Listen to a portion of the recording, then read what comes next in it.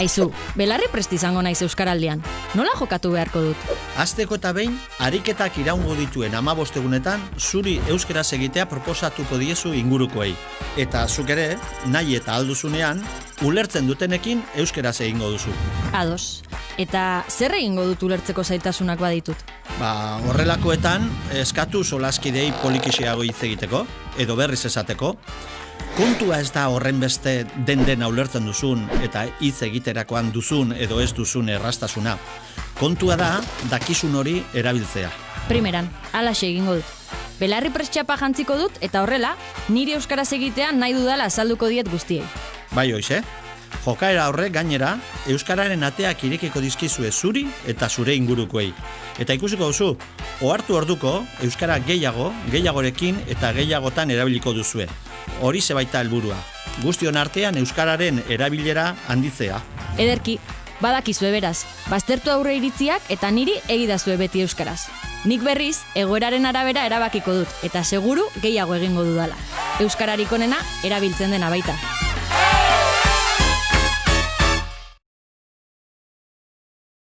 Ongi etorria, egunon, eta ongi etorria, Amaia. Egunon, bai, eskerrik asko, Joseba.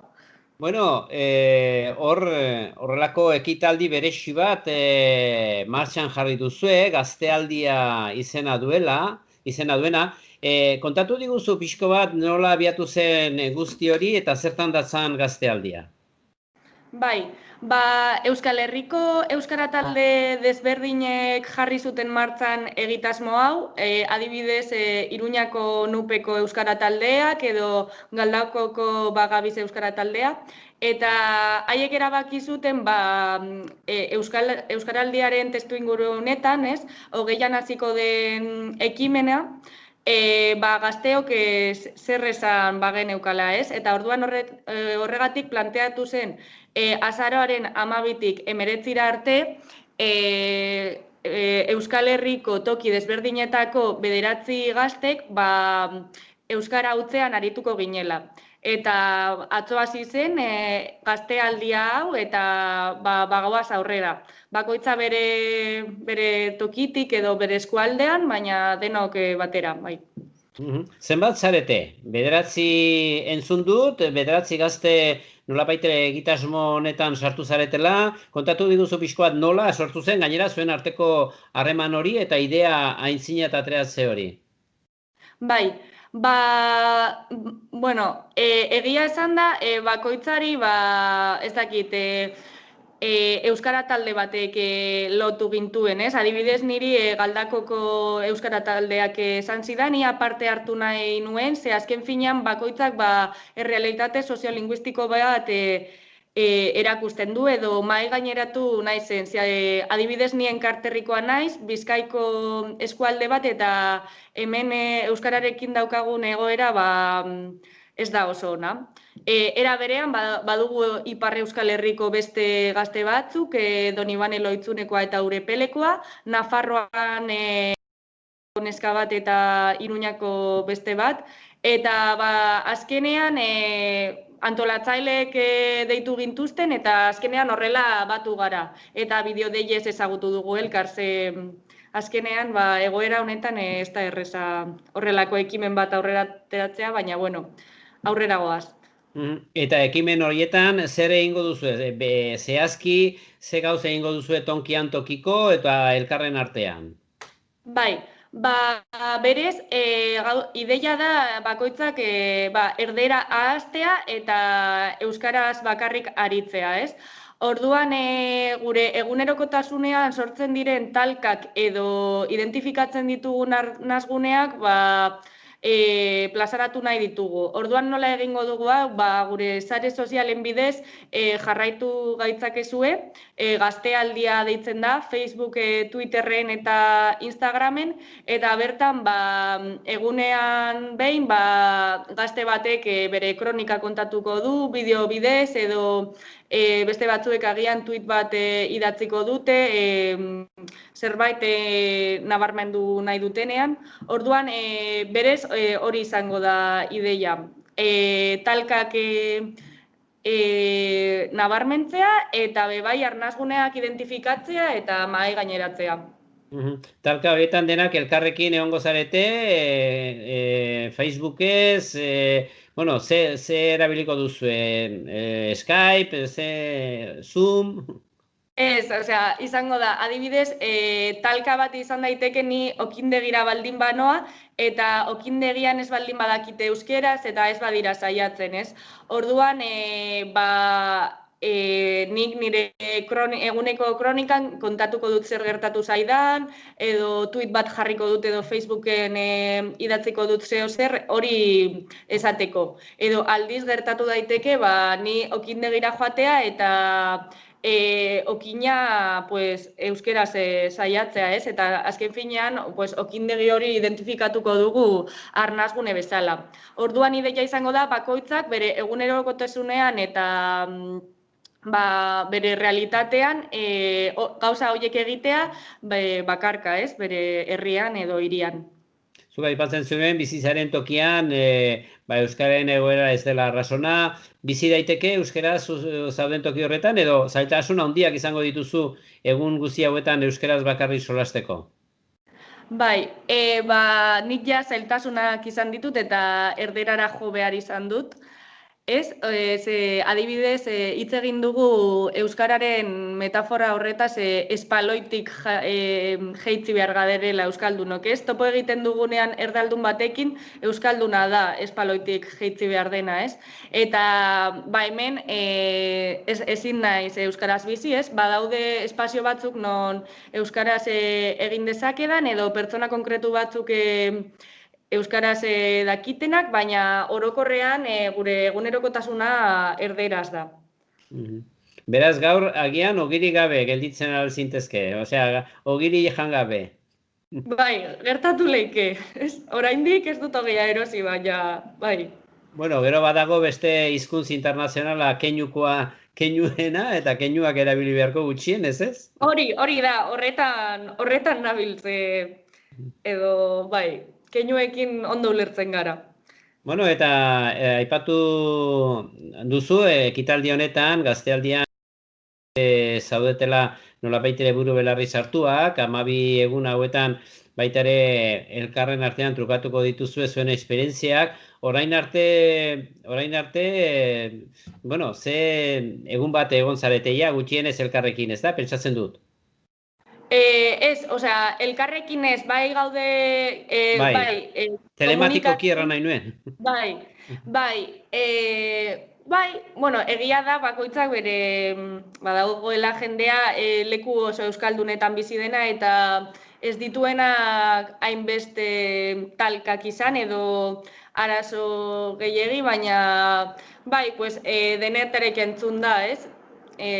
Adibidez, gure Zornotzako neske bat, Maialen deitzen dena, atzo, hasi zen hori gaztealdea eta pakete bat ekarri zioten eta ja momentu horretan ezin izan zuen euskeraz egin pakete hori jasotzeko erderara jo behar izan zuen, ez? Orduan ja, gure minutu zerotik ja, hor, ez dakite, borrokan edo bai.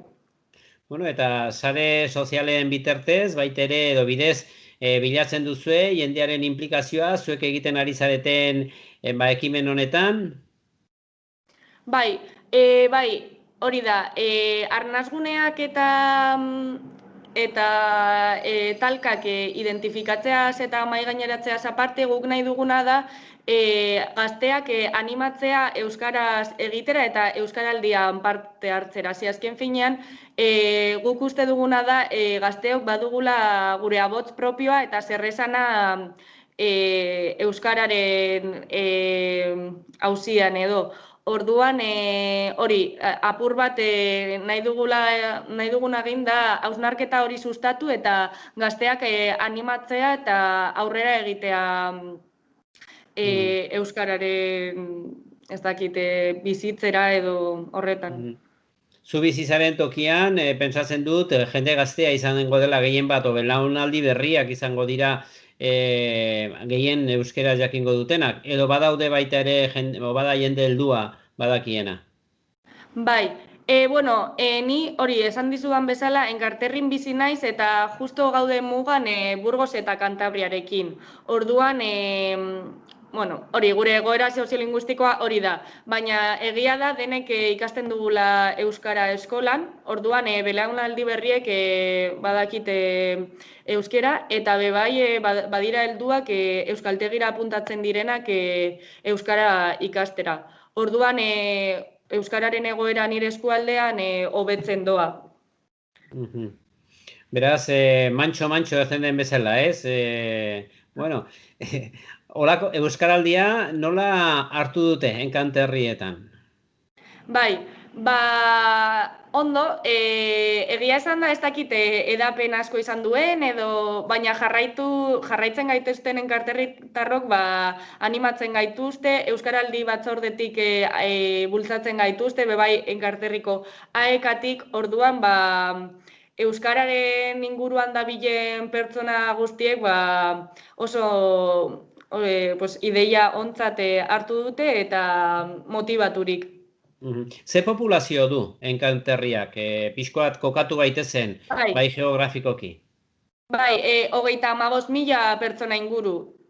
Lurraldea nahiko handia da, baina gero biztanleak ez hainbeste. Eta, kokatzeko pixko bat gure ikusen-zulegoa, ze herriak hartzen ditu edo ze herriak izan daitezke hor aipatzen alditugunak? Bai, adibidez, Balmaseda, ez dakit, bebai Karrantza dela Bizkaiko aranik handiena, Karrantza arana, Zalla, Sodupe, ni Sodupekoa naiz, orduan herri desberdinak. Herri handiena Zalla da eta 10.000 pertsona inguru biziko dira. Orduan ez dago biztanleria handia, baina bueno. Eta herrietan jendea gehien bat zerran daiteke, ze sektoretatik bizi da? Bai, gure eskualdearekin gertatzen dena da bilakatu dela apur bat herri edo eskualde dormitorio esaten dena, ez? Bilbo ondoan gaude, gertu gaude, eta orduan jendea badoa Bilbora lan egitera, ez? Eta orduan hemengo industria eta lantegiek itzi zuten 2008ko krisialdian. Orduan gure egoera ez da oso ona. Lanari dagokionez, bai, langabezi tasa altua da, orduan hori. Eta lehen sektoreak badu zerbait, lehen sektorea erran daiteke beiti etorri dela Euskal Herri osoan, baina hor, zuen alderdi horretan, lehen sektoreak, hau da, nekazaritzak eta beltzantzak eta horrela, badu indarrik? Bai, badira abeltzainak eta nekazariak, azken finean gure lurraldea oso kilometroak eta kilometroak ditugu landarekin, ez? Orduan badira, baina ez da nik uste, hitz egiten dute igual apur bat ez jakintasunez, baina esango nuke ez dela nagusienetakoa. Eta Euskaldun zaharrik, erran nahi dut, aurreko belaunaldiak badaude, euskeraz badakitenik eta ze kopuru izango litzateke, baldin badago? Ez dauzkat datuak, baina esango nuke oso euskaldun zahar gutxi daudela. Oso gutxi. Adibidez, nik ez dut inor ezagutzen euskaldun zaharra dena, beraz, denak berriak gara, eskolan euskaldundu gara eta batua saritzen gara enkarterriko euskaldunok. Orduan, hurrengo belaunaldiak bai izango dira euskaldun zaharrak, ez? Orduan hori da gure helburua. Euskaldun zaharrak hizkuntza berriakin, erran nahi dut, bertako euskalkia badago dakienik edo ia galdu da? Ez dago. Uste dut bigarren edo lehenengo karlistaldian galdu zela euskara enkarterrin orduan. Azken finean, enkarterrira Espainiako etorkinak etorri ziren lan egitera, roblako trenan eta apur bat gure historia. Eta hori, izan dugu Espainiatik etorritako jende asko eta, klaro, gero mugan gaudenez, bai erderatik gutzatu gara, ez? Baina, Orduan, erran daiteke lan handia egiten ari zaretela eta zaila, ez, momentu honetan. Eta baita ere, orain egin behar duzuen gaztealdi honetan ere, zaila da edo erresa da. Nolabait ere... Bai, bueno, niretzat erronka hutsa da, hau, bueno, 8 egunez euskaraz bizitza, eta gero euskaraldian beste 15 egun, edo 14, orduan, ez dakit, nik uste ez naizela inoiz, hainbeste egunez euskaraz bizi, ez? Orduan apur bat ere, nirea bezalako eskualdi egitea apur bat iraultza ereitea da, ez? Hemengo esparru askotan ezin dituzu euskaldunak topatu, ez? Baina, bueno, interesgarria da bai jendearen prestutasuna ikustea eta goraipatzea, ez? Naiz eta gutxi jakin egiten duten hori, esfortzua. Bai, alegina. Bueno, eta, beste tokietako egoera ikusi eta ezagutzen duzunean, horrez ez suposatzen duzuretzat?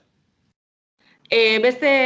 Bai, arain dut, 9 gazte zaudete, tokian tokiko, aipatu duzu, batzuk tuteran, agian igual egoera berdin samarra izan daiteke, baina agian badaude herri euskaldunetan bizi den norbait, eta, ze konparaketa horretan, ze hausnarketa ateratzen duzu hortik?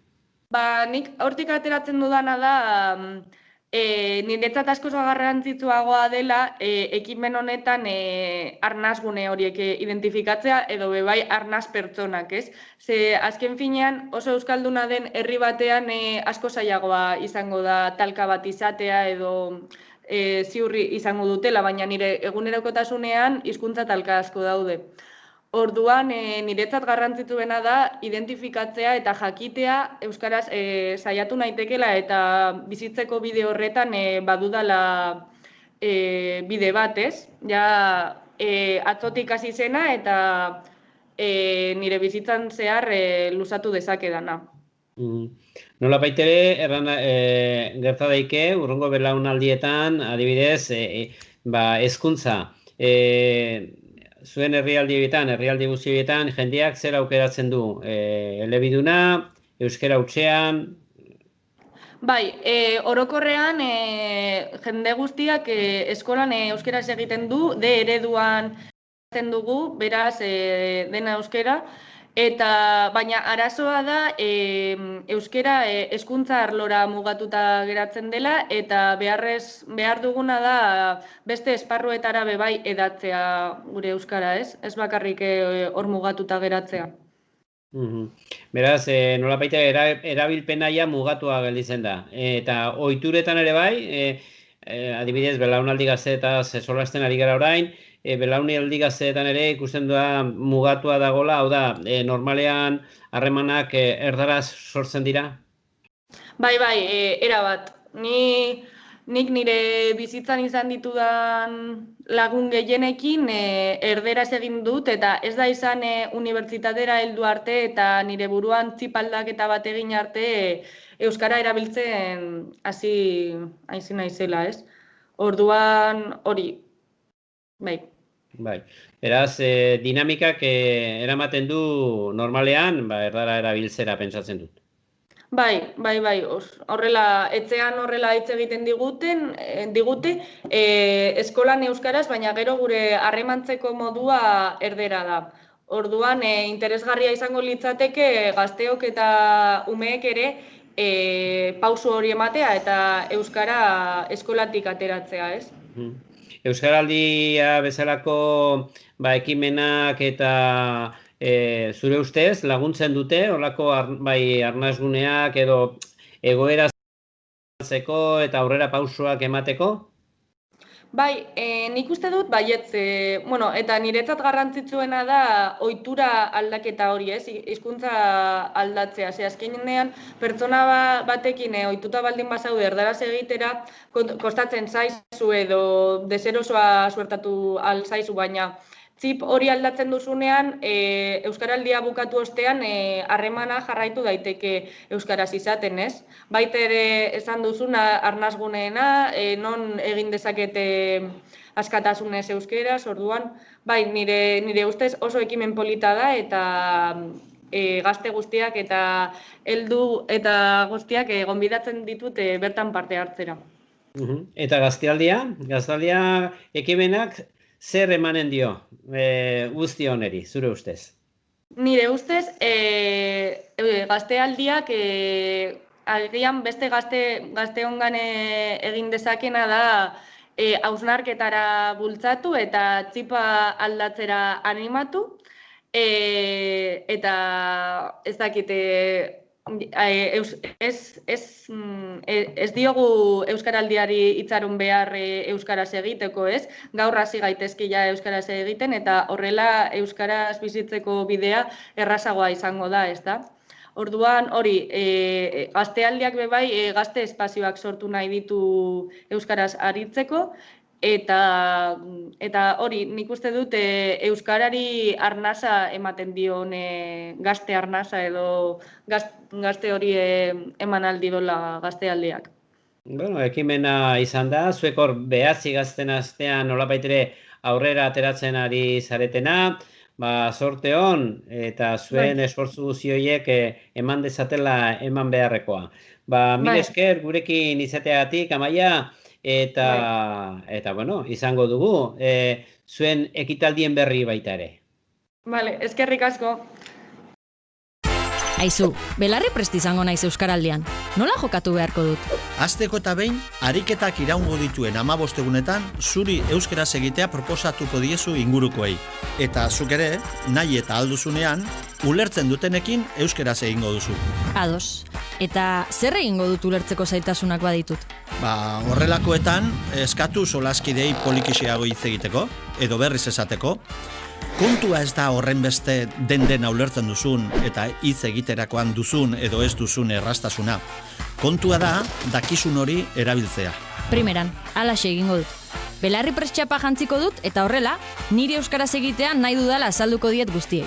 Bai hoize, jokaera horrek gainera, euskararen ateak irekiko dizkizue zuri eta zure ingurukoei.